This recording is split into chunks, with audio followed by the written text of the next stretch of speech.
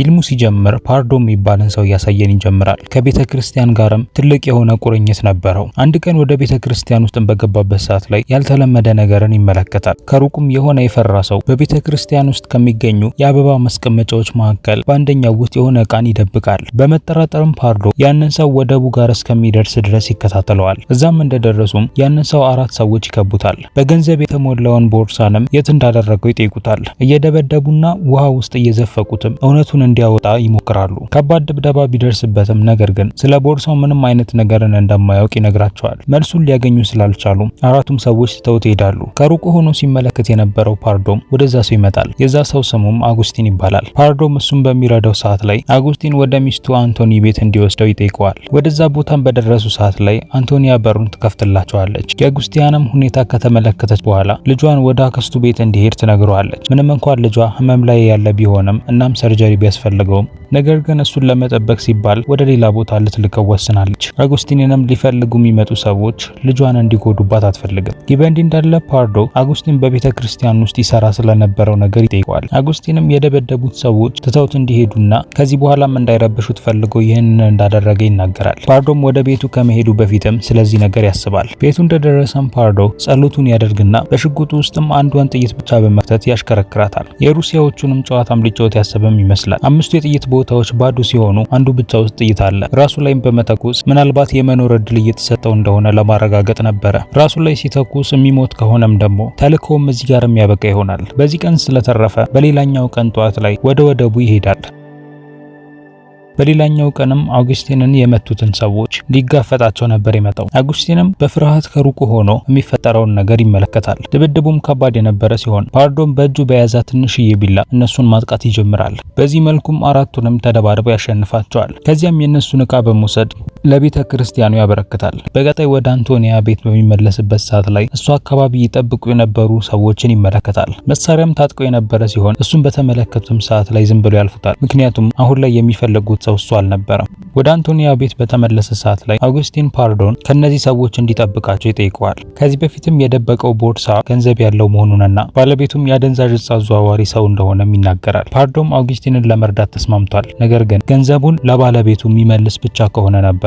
አጉስቲንም በዚህ ይስማማል። ከነዚህ ሰዎች ምንም አይነት አደጋ እንዳይደርስባቸው በሚል አጉስቲን ሁለቱ ሊደበቁበት ወደሚችል ወደ አንድ ዋሻ ይወስዳቸዋል። ከዚያም ፓርዶ ወደ አደንዛዥ ዕፅ አዘዋዋሪዎቹ ጋር ደግሞ ይመጣል። የሚፈልጉትም ገንዘብ ያለበት ቦርሳም የት እንዳለ ሊነግራቸው ነበር የመጣው። ቢሆንም በምላሹ ደግሞ አንድ ነገር ይፈልጋል። ይህንንም ቦርሳም ካገኙ በኋላ ከዚህ ከተማ ለቀው እንዲወጡ ነበረ። አለቃቸው ፒድራም እንዲሁ በቀላሉ አላመነውም ነበረ። መጀመሪያም የፓርዶ ታሪክ ትክክለኛ መሆኑንም ለማጣራት ሲል ሰዎችን ይልቃል። ከዛ በፊትም ፓርዶ የሚፈልጉት ቦርሳ በቤተ ክርስቲያን ውስጥ መሆኑን ይነግረዋል። ፒድራም እነሱን እንዲጠብቁት ሰዎችን በማስቀመጥ ለብቻውም ይሄዳል። የፒድራ ሰዎችና እሱም ቤተ ክርስቲያኑን ከፈተሹ በኋላ ግን ቦርሳውን ሊያገኙት አልቻሉም። በመናደድም ፒድራ ፓርዶን ይዘውት የነበሩትን ሰዎቹ ጋር ይደውላል። ስለ ዋሻቸውም እንዲገሉት ይነግራቸዋል። ቢሆንም ይሄ ከመፈጠሩ በፊት ግን ፓርዶ የፒድራን ሰዎች ይደበድባል። ሊገሉት የመጡትን በሙሉም ይመታቸዋል። እናም በመጨረሻም ነገሮች ሁሉ ተሳክተውለት እዛ የነበሩት ሰዎችን በሙሉ ያሸንፋል። ብዙም ሳይቆይ ፒድራ ወደ ቤቱ ደግሞ ይመለሳል።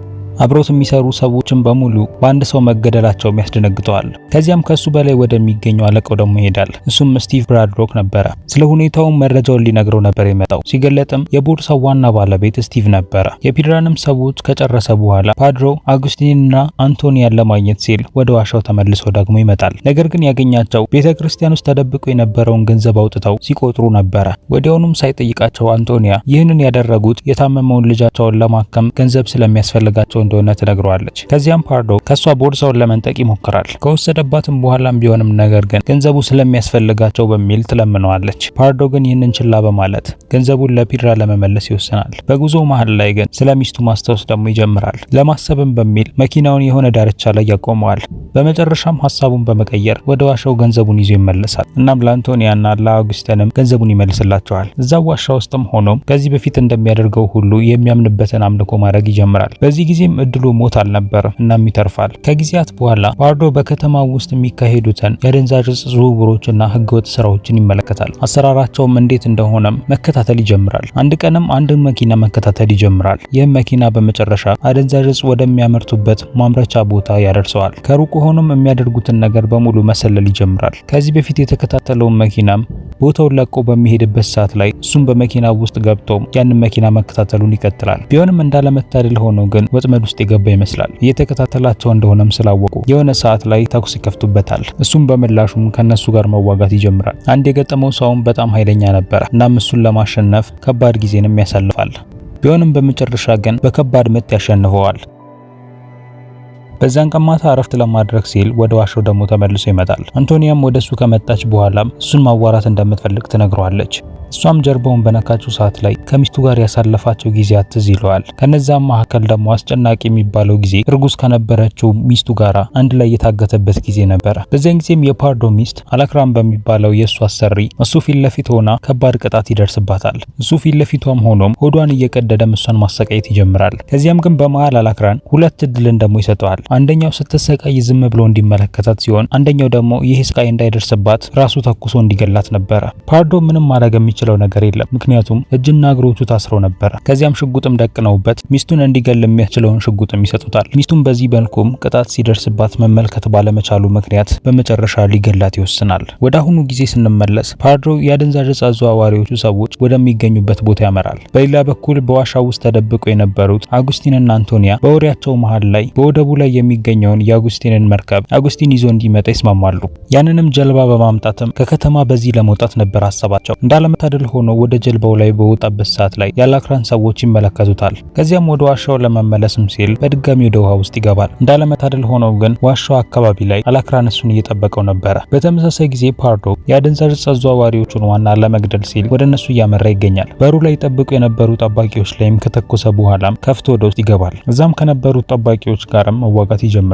ወደ አንደኛው ክፍል ውስጥም በገባበት ሰዓት ላይ ከአንደኛው ጠባቂ ጋር የእጅ ለእጅ ውጊያ ይጠብቀዋል። በመጨረሻም እንደተለመደው ግን ያሸንፈዋል። ከዚያም ፓርዶ የማፊያዎቹ አለቃ ወደሚገኝበት ቦታ ደግሞ ይደርሳል። ክፍሉም የተበለሻሸ ይመስላል። እናም በክፍሉ ውስጥ የወደቁ የጥይት ቀላዎችም ይገኛሉ። የማፊያዎቹ አለቃም ወደሚገኝበት ወንበርም ይጠጋል። በስትክክሉም ሰውየው ተቀምጦ ስለነበረም እሱ ላይ ጥርጣሬ ያድርበታል። ቢሆንም ዞሮ እሱን ከመመልከቱ በፊት ግን አላክራን ከኋላው ይመተዋል። ራሱን የሳተው ፓርዶም በመጨረሻም ይወሰዳል። ራሱን በሳተበት ሰዓት ላይ ፓርዶ ያሳለፈውን ጊዜ ያስታውሳል። በዚያ ጊዜ ለሱ ጠላት የነበረውን አላክራን ለመጀመሪያ ጊዜ የተመለከተው በዚህ ጊዜ ነበረ። ባለፈው ጊዜ ላይም ፓርዶ ነፍሰ ገዳይ ነበረ። እናም በዚያ ጊዜም አላክራን በሚገኝበት ቤት ውስጥ ተገኝቶም እንዲገለው ታዞ ነበር የመጣው። ቢሆንም አላክራን ግን ከባድና ኃይለኛ ሰው በመሆኑ ምክንያት እሱን መግደል ቀላል አልሆነለትም። በድብድባቸው መሃል ላይም ድንገት የአላክራን ልጅ እነሱ ወዳሉበት ቦታ ይመጣል። ልክ በዚያ ጊዜም ፓርዶ አላክራንን ለመምታት ተኩሶ ነበረ። ቢሆንም ያ ጥይት ግን የመታው አላክራንን ሳይሆን ልጁን ነበረ። የሚወደውንም ልጁንም ስለገደለበት አላክራን ከዛን ጊዜ ጀምሮ ፓርዶን ለመበቀልም ሲያስብ ቆይቷል። ፓርዶን በነቃበት ሰዓት ላይ ራሱን ቤተክርስቲያኑ ፊት ለፊት ከአውግስቲንና ከአንቶኒያ ጋር ያገኘዋል። የነቃውም አላክራን መተኮሱን ተከትሎ ነበረ። እና አውግስቲንም የፈሩ ይመስላሉ። አላክራንም ለአውግስቲን ሽጉጡን ከሰጠው በኋላ ራሱ ላይ እንዲተኩስም ይነግረዋል። አንቶኒያም በዚህን ሰዓት በፍርሃት ትጮኻለች። ስለዚህም እግሯ ላይ የተኩስባትና ከማምለጥ ያስቆማታል። አላክራንም እሱን በማይመለከተው ሰዓት ላይ አውግስቲን እሱ ላይ ለመተኮስ ሽጉጡን ደቅኖበት ነበረ። ነገር ግን ወዲያውኑ አላክራን ይመለከተውና ቀድሞ እሱ ላይ ተኩሳል። ከዚያም አላክራን ለአንቶኒያ አውግስቲን ከዚህ በፊት ይዞት የነበረውን ሽጉጥ እንድትቀበለውና እሷም ራሷን እንድትገል ይነግራታል። በፍርሃት ውስጥ ሆናም የአላክራንን ትዕዛዝ ትቀበላለች። ሽጉጡንም የራሷ ጭንቅላት ላይም ትደቅናለች። ይህ በእንዲህ እንዳለም ፓርዶ እሷ ያለችበትን ፍርሃት በሚመለከትበት ሰዓት ላይ የራሱ ሚስት ትዝ ትለዋለች። አንቶኒያም በቀራት ድፍረት አላክራን ላይ ሽጉጧን ደግሞ ትደቅናለች። በተመሳሳይ ጊዜም ፓርዶ አላክራን ይዞት የነበረውን ሽጉጥ ያስጥለዋል። ከዚያም ፓርዶና አላክራን የእጅ ለእጅ ድብድብ ይጀምራሉ። ሁለቱም ጥሩ የሚባል የድብድብ ችሎታ ስለነበራቸውም ይህ ድብድቡን ያከብደዋል። እናም ከጊዜ በኋላም በመጨረሻ ፓርዶ አላክራንን ያሸንፈዋል። አላክራን ቢደክምም ነገር ግን አልሞተም ነበረ። እናም ፓርዶ በመጨረሻ እሱን ላለመግደል ወስኗል። ከዚያም ፓርዶ ለአላክራን እሱም ልክ እንደሱ ንስሐ እንዲገባና በሞተበትም ሰዓት ላይ ከልጁ ጋር በገነት መገናኘት እንደሚችል ይነግረዋል። እናም ልክ እዚህ ጋርም ፊልሙም ያበቃል። ይህን ይመስል ነበር። ላይክ እና ሰብስክራይብ ማድረጋችሁን እንዳትረሱ። በሌላ ቪዲዮ እስክንገናኝ ድረስ ግን ቻው።